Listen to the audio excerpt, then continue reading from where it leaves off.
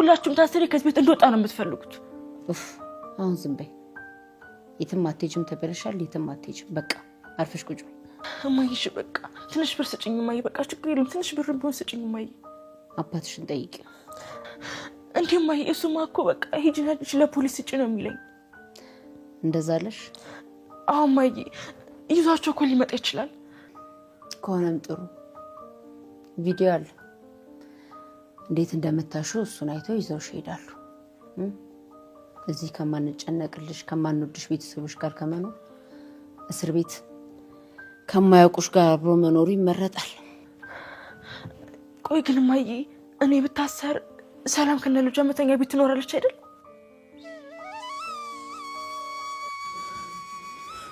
አራኒ ፍቅሪሽና ያን ቀን ምንድነው ያጨስኩት? እሺ ጓደኛዬ ስም ነው ሻውን ምንድነው የማደርገው? ደግሞ እናቴ እንዳላይክ ብላኛለች። እሺ ምን ላድርግ? ራሴን ላጥፋ እንዴ? ራሴን ማላጠፋ ወይኔ በያ ሲጀምር አፎኑ ስልክ የማይነሳልኝ ይሄ ቦባቃ ለዳጣል ደውላት እንዴ? አይ ፖሊስ ታስዘኛለች ደግሞ ማለት ቅርብኝ። ዋይ ልታስቆጭኝ ነው አይደል? በቃ ከዚህ በኋላ እንደውም አልመጣም። እንዴ ለምን? አሁን እማዬ ለእናቴ ትናገርና ከዛ ቤት እቆጣለሁ። እማዬ ማለት ነው ለማንም አትናገረብሽም፣ ላንቺ እናትም አትናገረብሽም፣ አታስቆጣሽም። ራሷ ብቻ ናት የምትቀርፍሽ። እሺ እንደውም ከዚህ በኋላ አላወራም፣ ስልክም አላነሳም። እሺ እንዴ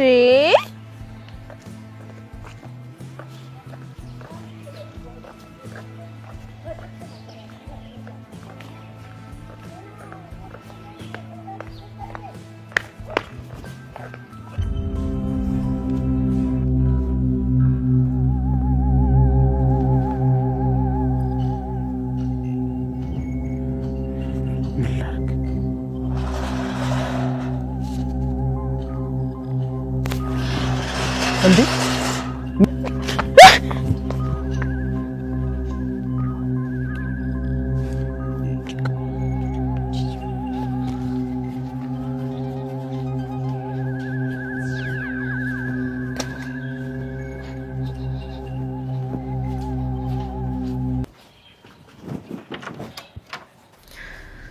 ከልጇ ጋር ማለት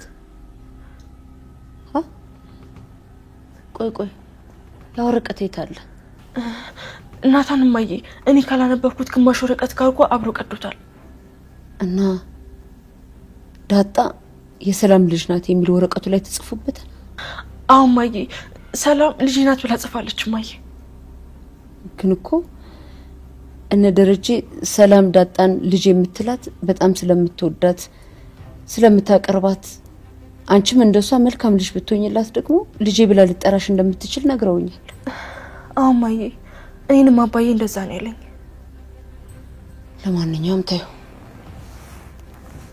ሁሉም ነገር በጊዜው የሚሆነው ይሆናል።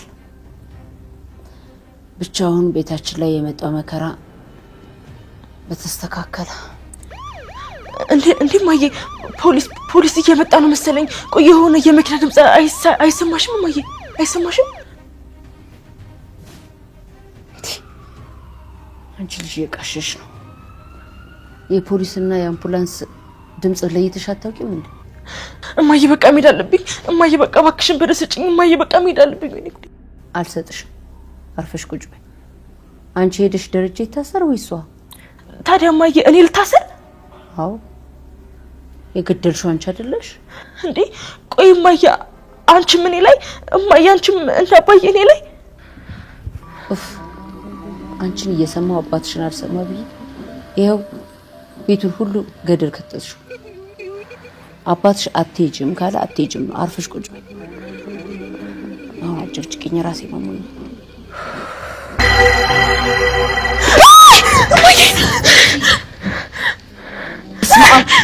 ምንድን ነው አንቺ ይታገመች?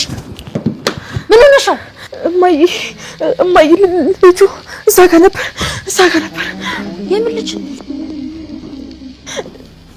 የሞተው ልጅ እዛ ጋ ነበር።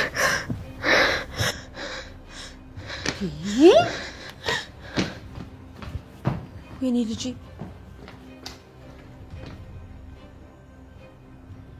አምላክ።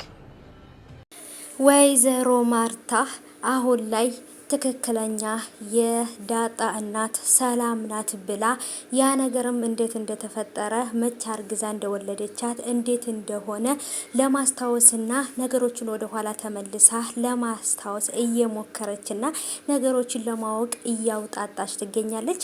አሰላሙ አሌይኩም ወራህመቱላሂ ወበረካቱ። ሰላም ውድ የተከበራችሁ የቻናሌ ተከታታዮች እንዴት ናቸው? እንግዲህ በአዲስ ነገር በዳጣ ድራማ መጥቼላችኋለሁ። የዳጣ ድራማ ቤተሰቦች ይሄን ቪዲዮ ላይክ በማድረግ እና ቻናሉን ሰብስክራይብ በማድረግ ተከታተሉኝ ይላለሁ። ተወዳጁ የዳጣ ድራማ እጅግ በጣም የማይወጡት ምስቅልቅል ውስጥና የማይወጡት ችግር ውስጥ ገብተዋል። እንግዲህ ወይዘሮ ማርታና አቶ ደረጀ በዳጣ በልጃቸው ምክንያት እጅግ ትልቅ ፈተናና ስቃይ እያዩ ይገኛሉ። አሁንም ደግሞ እንግዲህ ወይዘሮ ማርታ ነገሮችን ለማረጋገጥና ያ ነገር እንዴት ሆነ፣ በቤቴ ውስጥ እየተፈጠረ ያለው ድራማ፣ እየተሰራልብኝ ያለው ደባ፣ ተንኮል ምንድን ነው? እኔ የማላቀው ሚስጥር ደረጀ፣ ዳጣ፣ ሰላም፣ አቢጌል እያለች ሁሉም ያሉበትን ሁኔታ በጥሞና ለማሰብ እየሞከረች ነው። ያለቀበትን ፓርት እንግዲህ ዳጣን ከዚህ በፊት ሰላም ጋር ትተዋወቃላችሁ ወይንስ ደግሞ እዛ ወረቀት ላይ የተጻፈ ጌል ያነበበችው ወረቀት ላይ ስለ እናትሽ ተጽፏል ብላ ነበር ያለቻት። እናቴ ማናት ብላ ነበር እሷም ለወይዘሮ ማርታ የጠየቀቻት። እናቷ ማን እንደሆነች እንደማታውቃት ነው እሷም የተረዳችው።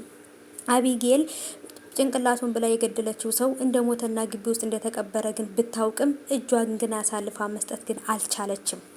አቢጌል እውነቱ መውጣት አለበት፣ እናቴ ሁሉን ነገር ማወቅ አለባት፣ እውነት ተደብቆ መቅረት የለበትም ብለው ከሚያስቡ ሰዎች አንዷ ናት። ግን ደግሞ ቢሆንም ግን በጭራሽ ቤተሰቦቼ እውነቱ ግን እሷ ጋር ሲሆን በጭራሽ እውነቱን ግን አምና መቀበል አልቻለችም። ሰውየውን ስለገደለችው እውነት ነው፣ ሰውየውን ገድየዋለሁ፣ ስለዚህ እጄን ለፍርድ መስጠት አለብኝ ብላ ግን አላሰበችም። ከሀገር ለመውጣትና የማትፈልጋቸው የማትወዳቸው ቤተሰቦቿ ጋራ ለመሄድ ወሰነች።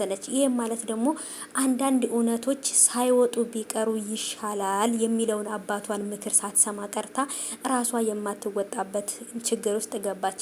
እዛም ጋር እንግዲህ ደግሞ ናታንን ካላገባኸኝ ሁሉንም ነገር ለማየ እናገራለሁ፣ ሰላም የዳጣ እናት እንደሆነች እናገራለሁ በማለት እያስፈራራችው ነበረ። ይህንንም ነገር አባትየው በመስማቱ በልጁ ነበር ያፈረው።